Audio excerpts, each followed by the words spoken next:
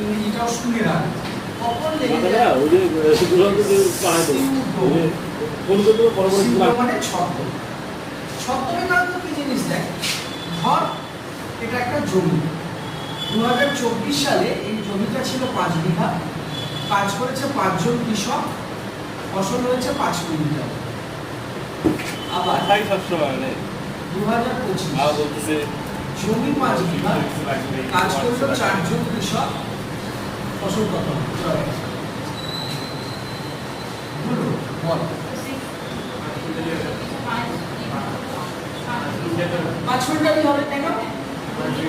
5 বিঘা তো জমি, জমি তো কমেনি,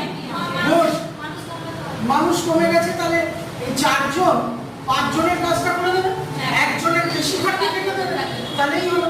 তাহলে দেখ গত বছর এই একজন থাকা সত্ত্বেও তাহলে এটা 6 কুইন্টাল হওয়া ছিল, হয়নি কিন্তু।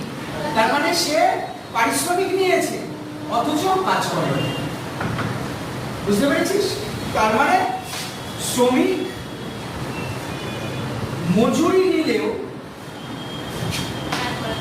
যখন শ্রম দেয় না, তাকে আমরা বলছি ছদ্মবেশ।